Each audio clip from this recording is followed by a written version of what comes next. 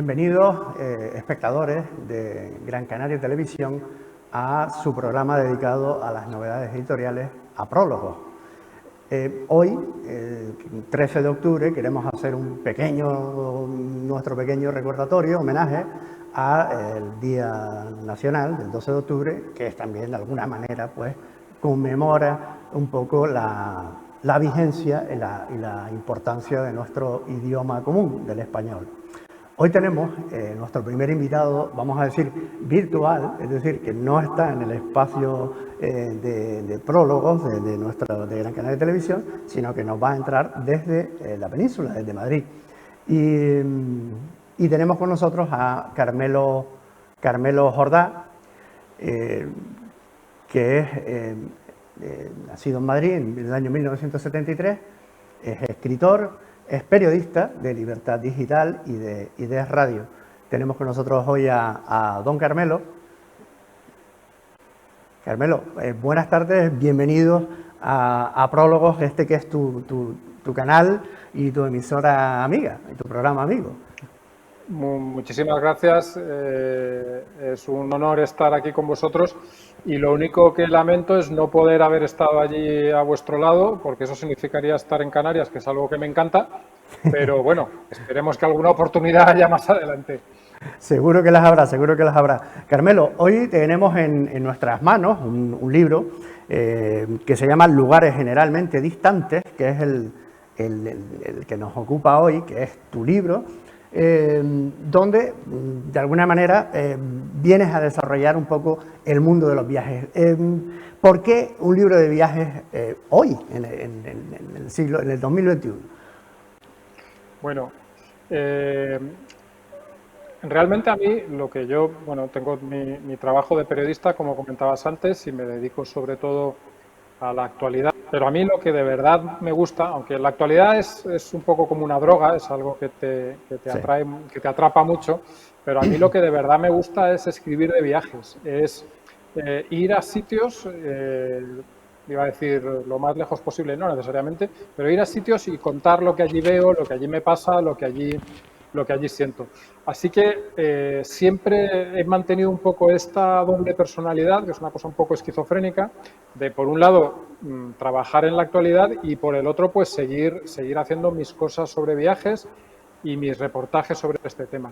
Cuando me puse a escribir, como a mí los libros de actualidad, los libros digamos periodísticos de consumo más o menos inmediato no me gustan mucho, nunca me han resultado una cosa atrayente, pues mi terreno natural eran los viajes y me puse a escribir en un día, digamos, por razones que todavía no he llegado yo mismo a entender, y lo que era lógico para mí era escribir un libro contando algunos de mis viajes que, bueno, pues los que más interesaban, los que más me apetecían, los destinos que ellos querían salir, y bueno, y así se fue naciendo lo que hoy en día es lo que ahora es el libro y que tienes ya en tus manos. ¿Cómo puede cautivar, ¿no?, en el mundo con todos los que tenemos ahora, Netflix, documentales, todos de canales dedicados exclusivamente al mundo del viaje? ¿Cómo te las has ingeniado, cómo te las ingenias para cautivar la atención del lector, ¿no? ¿Cuál es la fórmula del libro para intentar precisamente hacerlo atractivo, ¿no?, teniendo en cuenta la enorme competencia que hay en este ámbito, ¿no?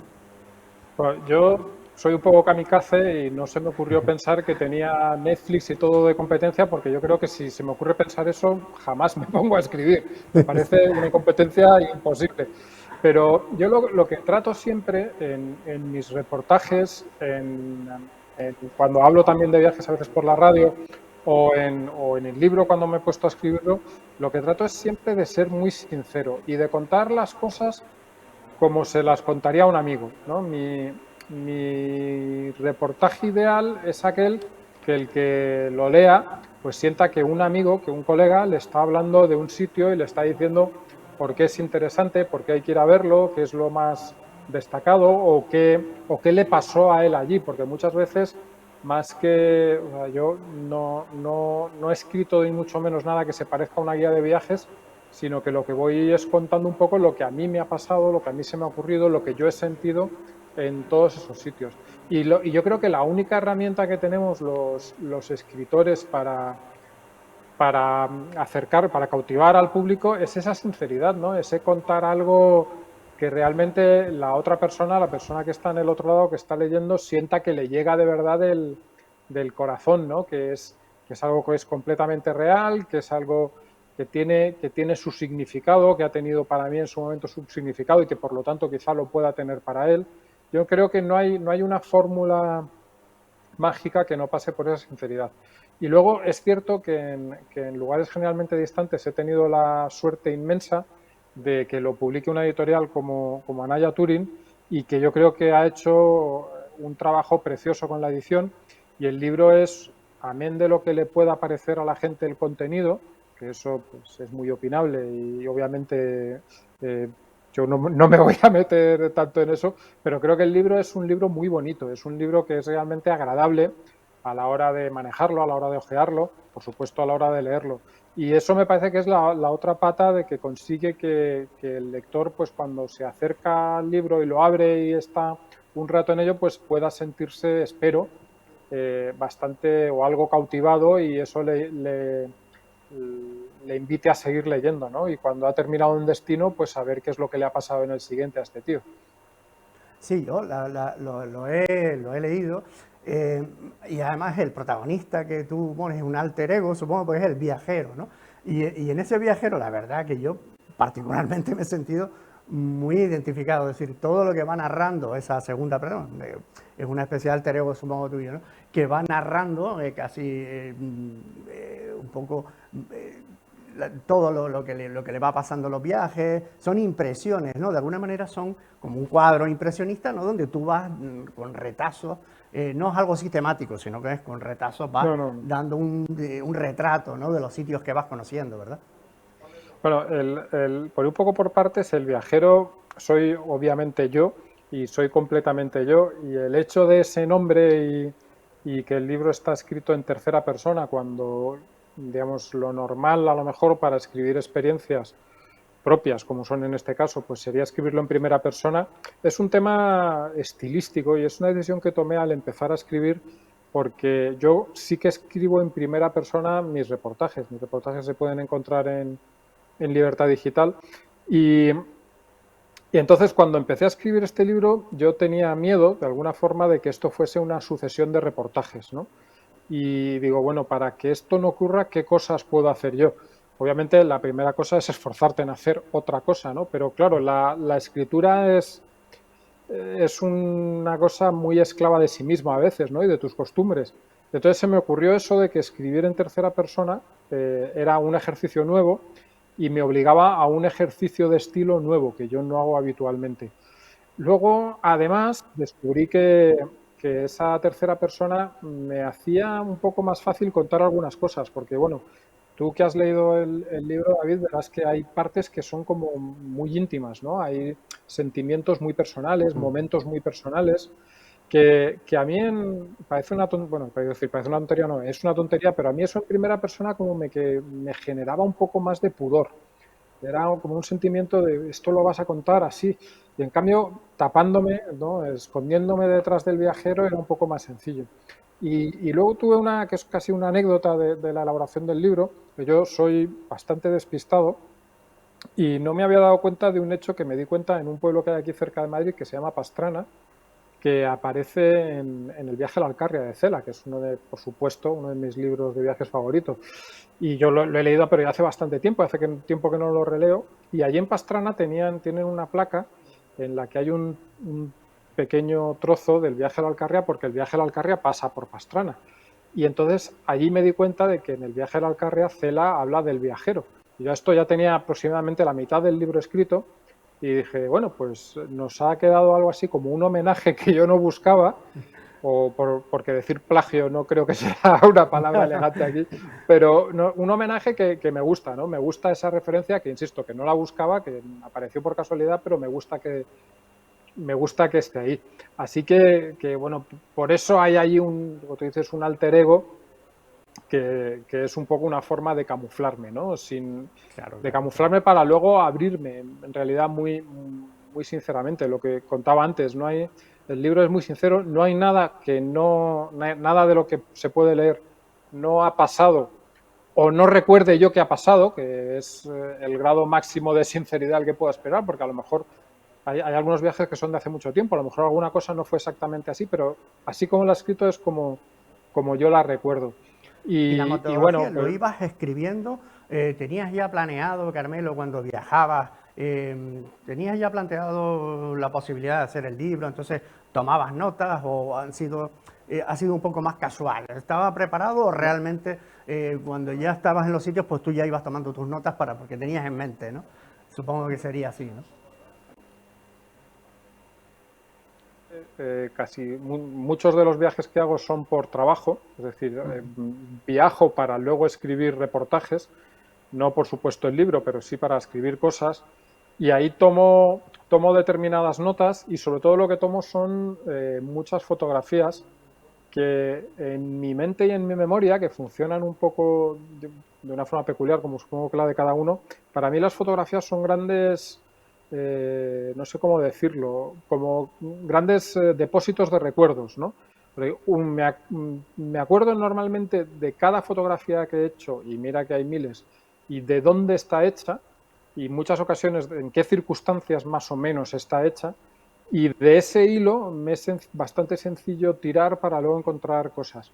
Pero hay viajes en lugares generalmente distantes que tienen más de 20 años, el más antiguo, que creo que es probablemente el de Egipto, y en ese momento pues ni se me pasaba en la cabeza que iba a escribir un libro, ni guardo notas físicas de aquel viaje, pero bueno, sí que guardo las fotos. Y luego que yo tengo una memoria, pues eso, peculiar y cuando empecé a escribir el libro me di cuenta de que estirando de lo que me acordaba aparecían muchas más cosas, ¿no? Hay muchas cosas ahí guardadas en esta cabeza que están generalmente bastante desordenadas, pero que en cuanto encuentras una y empiezas a pensar en ello, aparecen otras, ¿no? Sí que hago notas en mis viajes, hago las fotos, pero nunca había esas notas para pensando en un libro. Por eso te digo también que los destinos que aparecen en el libro son un poco los que ellos han querido estar, ¿no? No hay una selección así consciente para Sí, dibujar sí, sí, un sí. corpus tal, sino que las cosas de las que yo sentía que tenía que hablar, o de las que yo sentía que podía contar cosas, pues iban apareciendo ahí y iban ordenándose más o menos, Sí, luego, y luego ese es hablaremos un poquito el resultado de los final. sitios, porque Carmelo, realmente lo que tú haces es una reivindicación o una vindicación del sentido estético del viaje. Incluso ya vas más allá porque hay una parte del libro que se ocupa también de la fotografía, de otras tus pasiones, la fotografía y la gastronomía, ¿no? Es decir, es un sentido, digamos, total y en este caso, pues estético del viaje, ¿no? Estéticamente vivido, ¿no? Yo empecé a escribir pensando hablar de los sitios, ¿no? Si hablaba de Egipto, pues mi idea era hablar de Egipto. Pero luego me he ido dando cuenta, según escribía el libro, que en todo lo que salía en el libro, al final, yo creo que conforme, o transmite la idea que yo tengo de lo que es el viaje, ¿no? O de lo que debe ser, o de lo que es ideal que sea. Y al final, en esa idea del viaje, pues está efectivamente, están muchas cosas, ¿no? Bueno, pues están los monumentos, porque hablo de monumentos, están algunas experiencias personales que no están tan relacionadas con determinados monumentos, sino pues con lo que pasa allí o con momentos que se viven, ¿no? Pues no sé, recuerdo que hay una parte que hablo de los kebabs de Estambul, por ejemplo, ¿no? ¿Por qué? Porque en aquel viaje fue importante eso. Y luego había tres cosas, o varias cosas, pero al final elegí tres, que, que no estaban directamente relacionadas con un destino, sino que aparecen habitualmente en mis viajes. Y estas tres cosas eran pues la comida, obviamente, porque es un elemento vital, ya no solo de los viajes, sino de mi vida. Yo siempre he sido muy glotón y siempre me ha gustado mucho comer y siempre he disfrutado mucho de la comida. La carretera, porque la verdad es que yo identifico mucho el viajar con el conducir, aunque hay muchos viajes que no sabes conduciendo, pero para mí me gusta mucho viajar conduciendo, me gusta mucho el coche, me gusta mucho cómo cuando vas por carretera digamos que ves las cosas de una forma determinada. Sí. Y por último la fotografía, porque eso era un poco imprescindible, yo tenía que hablar de eso, porque al final quizá es lo que siempre se repite de mis viajes, es decir, en algunos viajes como mejor, en otros como un poco menos mejor, en algunos viajes conduzco, en otros no, pero siempre, siempre, siempre hago fotografías, porque para mí viajar sin la cámara es que no tendría ningún sentido, me moriría, ¿no? No, sería una auténtica tortura. Hombre, tenemos aquí imágenes, ¿no? Tenemos lo que es la portada de lugares generalmente distantes y luego la edición, ¿no? La edición realmente es magnífica. Yo, sinceramente, me he quedado gratamente sorprendido por cómo está editado, con qué cuidado, todo. Las fotos son, el material de las fotos es espectacular. Se ve aquí, por ejemplo, y yo supongo que esto todos son fotografías que habrá hecho Carmelo durante sus viajes. Está maravillosamente editado y la verdad que hay que felicitar, Carmelo, a la editorial por el trabajo cuidadísimo de la edición del libro, ¿no? Es una joya. Está magníficamente editado, además se maneja con facilidad, se puede leer muy fácil. La verdad que es precioso, ¿no? La edición y cómo ha sido terminado, ¿no?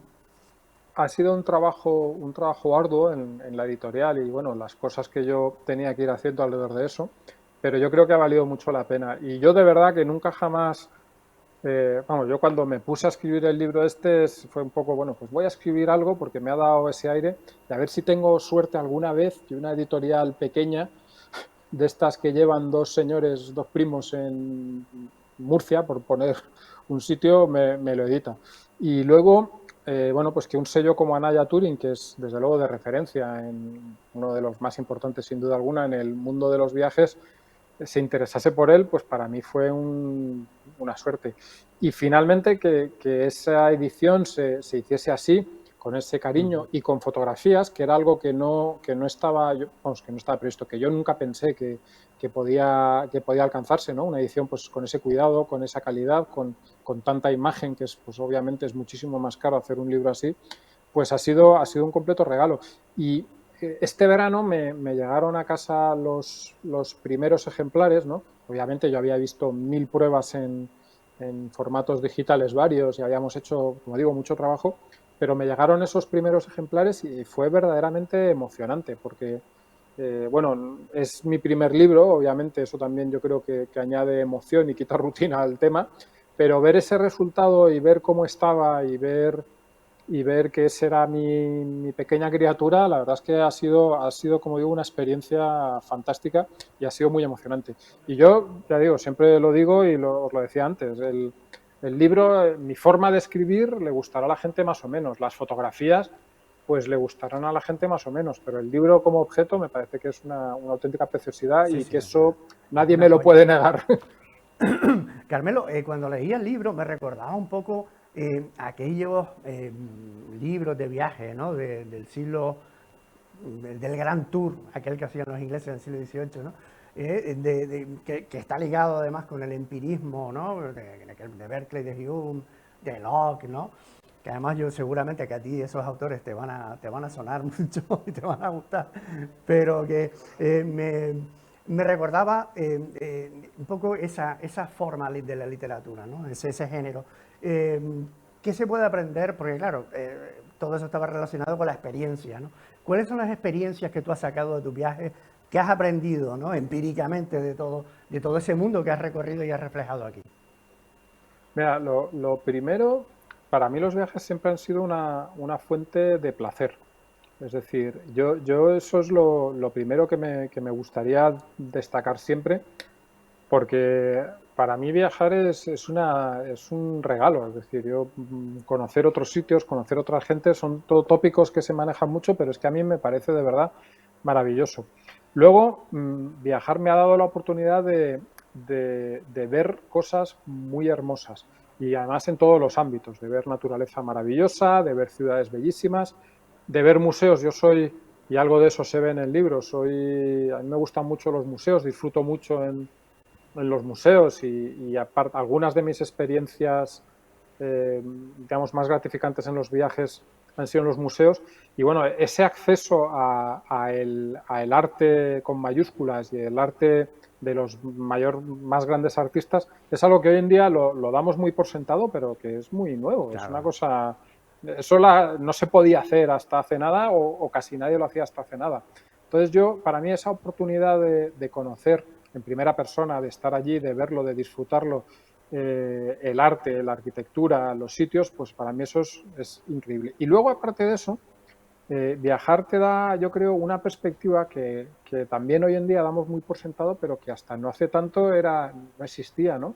Y es ver un poco cómo, a pesar de las muchas diferencias que hay entre distintos sitios, distintos países, distintas formas de vivir, pues la mayor parte de la gente tiene sus parecidos, ¿no? Al menos dentro de cierto ámbito que podríamos llamar Occidente, ¿no? O incluso en las fronteras de ese ámbito de Occidente. Y al final nos parecemos, aunque somos distintos en muchísimas cosas, nos parecemos más de lo que creemos, y esa es una experiencia muy positiva que yo creo que solo puedes tener viajando. Y no solo parecerte, sino encontrarte con gente en distintos puntos del mundo con la que realmente congenias y con la que te das cuenta de que si pudieses pasar más tiempo acabarían siendo tus amigos, que no por estar la gente al otro lado de una línea fronteriza o al otro punto de Europa o donde sea, no por eso es tan distinta de tú, no por eso vas a poder tener experiencias comunes, no por eso vas a poder apreciar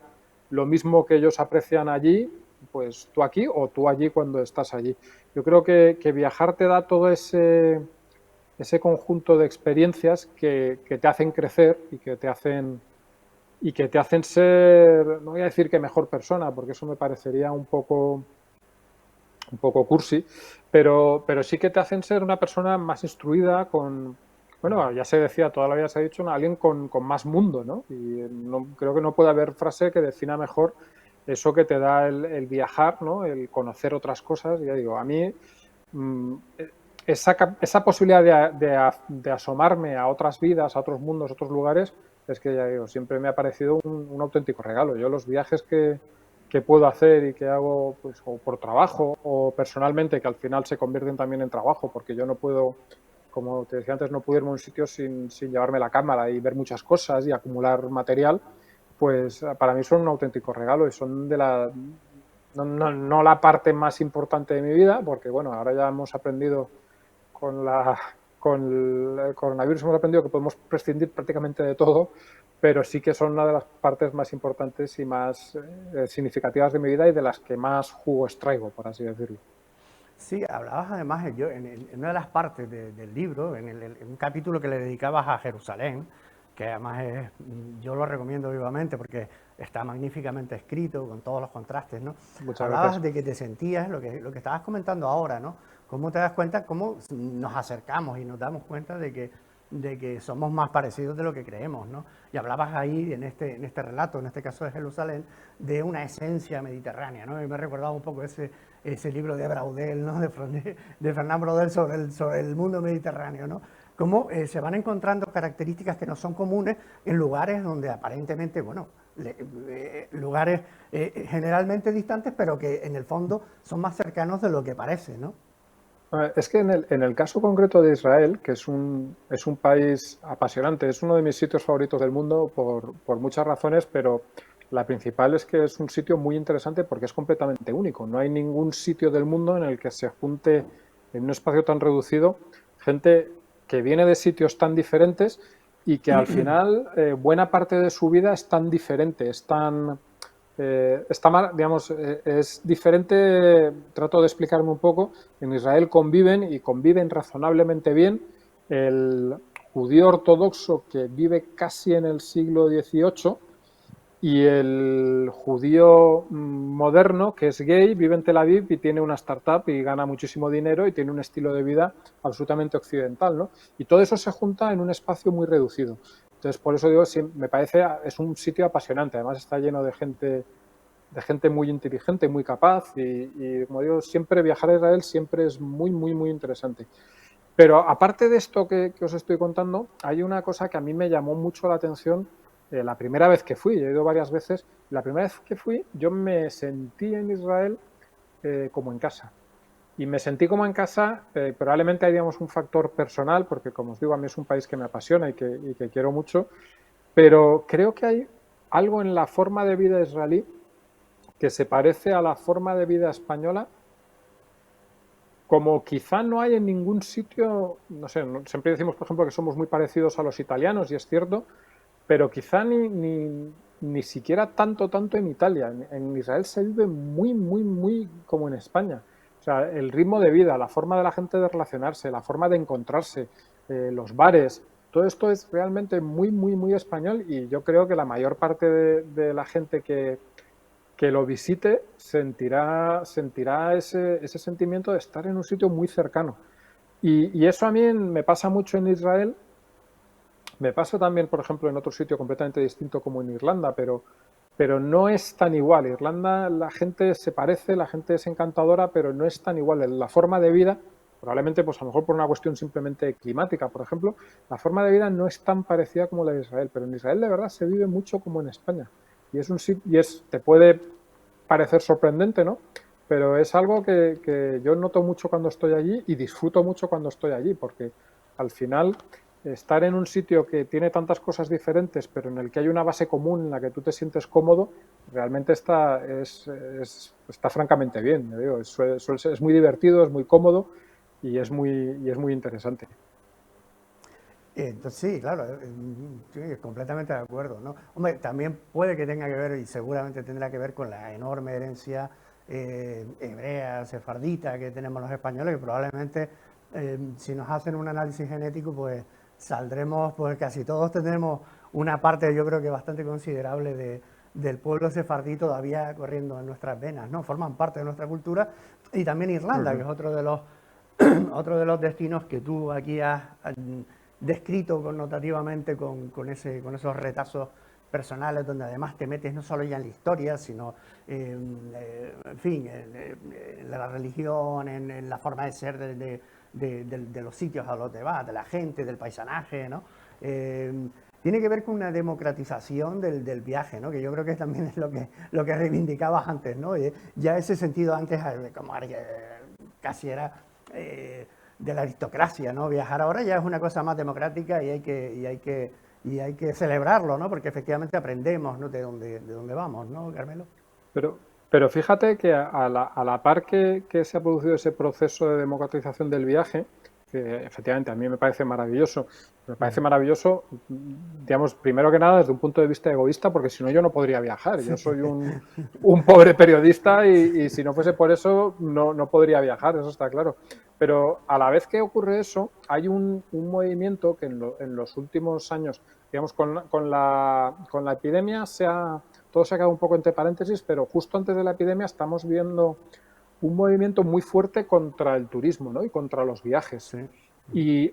Y yo no he querido ni mucho menos escribir un libro reivindicativo, pero yo creo que al final del libro, cuando lo lees, sí que hay un poco esa reivindicación del viaje y del viaje para todos. Por supuesto, el viaje para todos, y hay partes del libro en la que, por ejemplo, protesto contra los viajeros que no son conscientes del viaje, ¿no? Que desprecian su propio viaje, pero no contra ese turismo masivo, que por supuesto a mí me gusta como al que más me gustaría irme a Roma y encontrármela sin turistas y disfrutar, y que toda Roma estuviese puesta para mí, ¿no? Por así decirlo. Pero eso no puede ser. Entonces, si miras un poco la selección de destinos de los que hablo, son destinos muy turísticos, destinos que todo el mundo, casi todo el mundo conoce o ha tenido la oportunidad de conocer. Y en eso que, como os contaba antes, me ha salido involuntariamente, no hay un plan, pero yo creo que sí que al final hay esa reivindicación del viaje para todos, Claro, y de que claro. todos tenemos derecho a viajar. Por supuesto que al final el turismo masivo tiene también connotaciones que no son tan positivas, ¿no? Yo no conozco, por ejemplo, todavía Venecia, espero solucionar eso lo antes posible, pero mucho te hablan de esa Venecia repleta de turistas que está llena y tal. Y hombre, está claro que Venecia seguro que es más agradable y más hermosa y más un poco la Venecia original, por decirlo de alguna forma, si hay menos gente, pero ¿quién se pone en la puerta de Venecia y dice tú sí, tú no, tú te quedas fuera, tú puedes disfrutar de Venecia? Hombre, eso no puede ser. Entonces el turismo tiene que ser, y es muy bueno que sea masivo. Yo creo que además con el tiempo se irá ordenando de otras formas, porque ya pues, cuando todo el mundo haya visto Venecia habrá menos gente que vaya a Venecia y, y que, y que, tiene, que todos tenemos derecho a viajar, y estas diferencias que hay a veces entre digamos, este desprecio, por ejemplo, al turista, ¿no? O estos que dicen, no, yo no soy turista, yo soy viajero. Yo me he puesto ahí el alter ego del viajero, pero no, no es esa idea. A mí ese desprecio al turismo o al turista me parece una cosa horrorosa, y como casi cualquier elitismo me parece muy mal. Y yo espero que el mensaje que quede del libro no sea ese, sino más bien el contrario, la defensa del turismo, la defensa del viaje y la defensa del turismo, pues eso, como algo que se ha democratizado y que está al alcance de la más gente posible.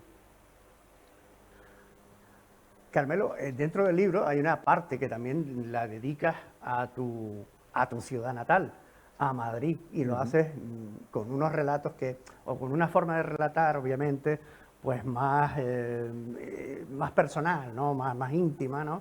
Porque nos describes un poquito como los lugares de tu infancia, cómo los revives también, ¿no? A la hora después de plasmarlos en el relato. Cuéntanos un poquito qué es Madrid, qué representa Madrid para un gato, un madrileño como tú. La parte de Madrid es una de las que probablemente pensé cuando estaba empezando a escribir el libro, pensé, tengo que escribir de Madrid. Y pensé esto porque creo que Madrid, aunque ahora hay, digamos, una corriente política, podemos decir, más reivindicativa de Madrid, de la que no vamos a hablar ahora, pero que Sí, me voy a bueno, permitir decir que está bastante bien, pero el libro está escrito antes.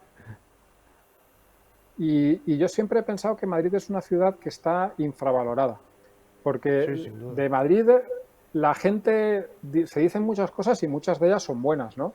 Se habla de los museos de Madrid, de la marcha en Madrid, la movida nocturna, el ambiente cultural, se habla de la amabilidad que tiene Madrid como ciudad, de lo receptiva que es. Y oye, todo eso es verdad, no, no voy a negar ninguna de esas cosas. Madrid tiene algunos de los mejores museos del mundo, es una ciudad muy activa, con mucho movimiento y con una escena nocturna que yo hace ya tiempo que no me trabajo, pero que es francamente interesante, es una ciudad acogedora, todo eso es verdad. Pero además de eso, yo creo que Madrid es una ciudad hermosa y que eso no se dice. Hay otras ciudades de España que siempre se dice que son muy hermosas, y de Madrid eso no se dice nunca. Y yo creo que Madrid es una ciudad bellísima que tiene un centro histórico que es realmente de los mejores de Europa. Digamos, todo el gran centro de Madrid, desde, no sé, pues la Puerta de Alcalá hasta el Palacio de Oriente, hasta el Palacio Real, que es un espacio enorme y es un Patrimonio espacio ahora de la lleno humanidad, de... ¿no? Sí, sí, ahora, bueno, parte de él es Patrimonio ya. patrimonio... Pero que eso nunca se reivindica, nunca nadie te No. dice, por poner un ejemplo y que nadie vea la polémica, que no quiero que esté aquí, ¿no? Todo el mundo te dice, oye, qué bonito Barcelona y qué bonito el barrio gótico, ¿no? Por poner una cifra. Pero nadie te dice, oye, qué bonito el Madrid de los Austrias, ¿no? Que no es menos bonito que el barrio gótico. Yo no digo que sea más, pero no es menos bonito. Entonces a mí me apetecía mucho reivindicar esa ciudad por su belleza, simplemente por su belleza y su interés. Y luego también creo que es parte de la idea que ha ido saliéndome al escribir eso. Creo que hablar de Madrid cuando yo soy madrileño es una forma de hablar del viaje como algo que a veces está más cerca de lo que pensamos.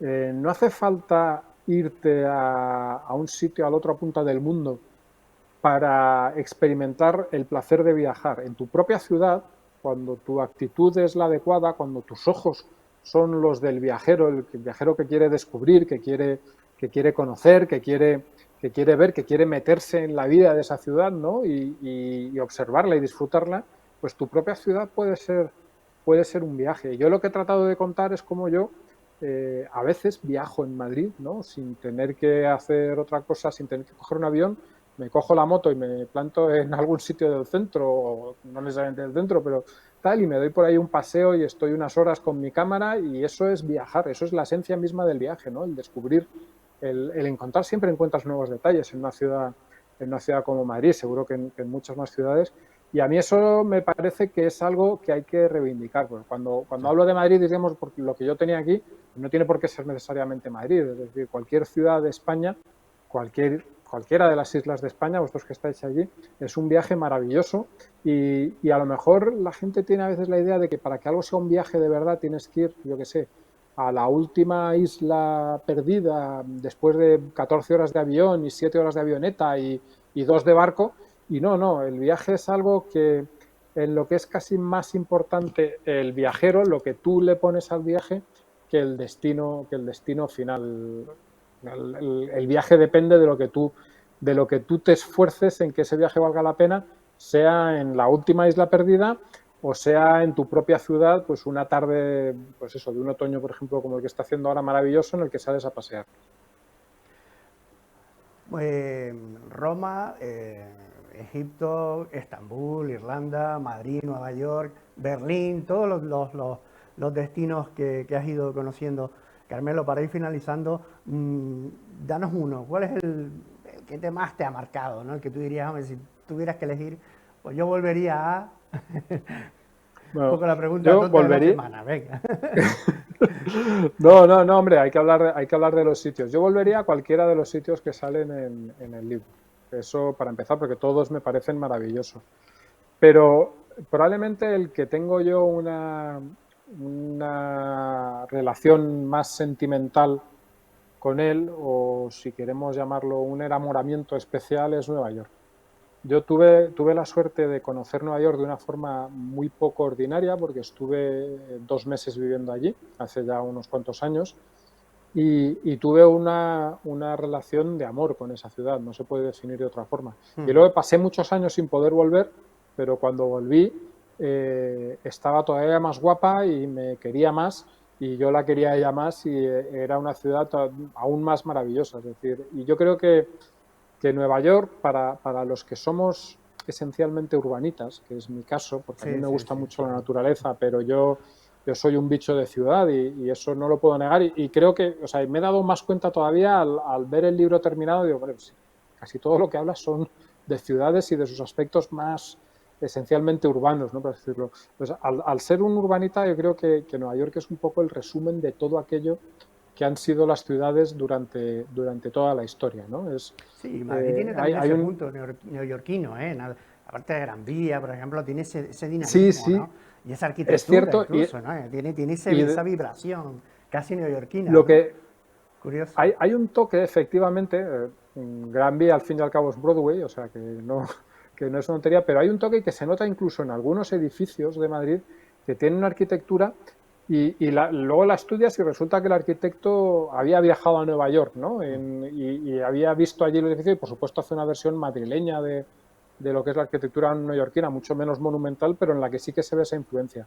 Pero Nueva York tiene, además de su belleza y de ese carácter ultraurbano, tiene una escala que es algo impresionante. Al de Europa, yo siempre hago la misma recomendación, si alguien conocido va a ir a Nueva York, digo, intenta no entrar en Manhattan, digamos, por la superficie, sino entrar por el metro y salir a la superficie de Manhattan en Times Square.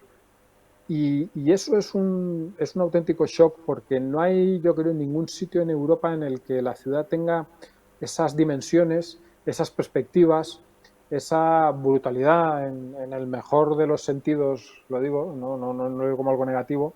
Es una experiencia de la urbe completamente diferente, o bastante diferente a la europea. Y a mí, ya digo, me maravilló. Y yo, si tuviese que elegir un sitio en el que vivir que no fuese Madrid, que es una ciudad maravillosa para vivir, el sitio al que me gustaría ir es a Nueva York. Ya digo, para vivir. Para volver, pues si mañana saliese el vuelo a una hora que todavía llegue, me voy sin dudarlo. Bueno, pues Carmelo, muchísimas gracias por presentarnos aquí en Prólogos tu magnífico libro. que yo recomiendo vivamente. Lugares generalmente distantes es un libro realmente muy fácil de leer, pero que tiene también unos pasajes de una cierta de profundidad, de cómo te explica las cosas, de cómo profundiza en los sitios por donde va pasando el viajero, que es el verdadero protagonista, que es Carmelo. Y en fin, ha sido un placer tenerte en Gran Canaria Televisión y ya sabes, esta es tu casa, ¿no? Pues nada, muchas gracias. Quieras presentar otro de tus libros, pues aquí estamos. Muchas gracias a vosotros, ha sido un verdadero placer y espero que efectivamente haya oportunidad algún día de presentar otro libro y de poder estar allí a tu lado y hablarlo personalmente. Yo quiero que un será capítulo mucho más de Canarias, divertido. de alguna de las islas, pero vamos. A algunos se podría escribir, desde luego hay material de sobra para hacerlo allí en Canarias, ya digo que es un sitio que a mí me gusta mucho. En esta ocasión no ha sido pues porque, como decía antes, la cosa creativa ha venido como ha venido, pero desde luego es un sitio maravilloso al que vale la pena viajar. Y si me permites meter un poco de morcilla, y al que hay que viajar ahora más que nunca para ayudar a la gente que lo está pasando mal, que la mejor forma que tenemos de ayudar a la gente que está pasando mal es viajar y ir a gastarnos nuestro dinero. Hay gente que tiene así como dudas existenciales, pues no, ahora precisamente es cuando hay que ir y ayudar de la forma mejor que hay, que es gastarte tu dinero y conocer los sitios. Muchas gracias, don Carmelo. Hasta la Un próxima. abrazo muy fuerte. Y concluimos este espacio de prólogos y les emplazamos hasta la semana que viene en esta su cadena amiga, Gran Canaria Televisión, en este espacio donde se viene a hablar de su libro.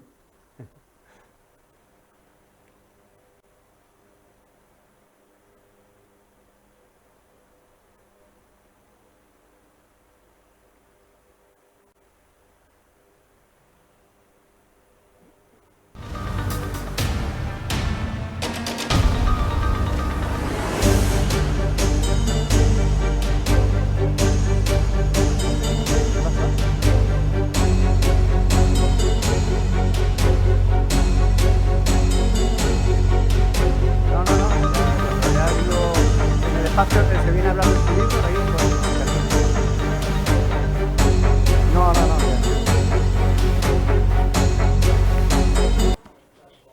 ¿Qué pasaba?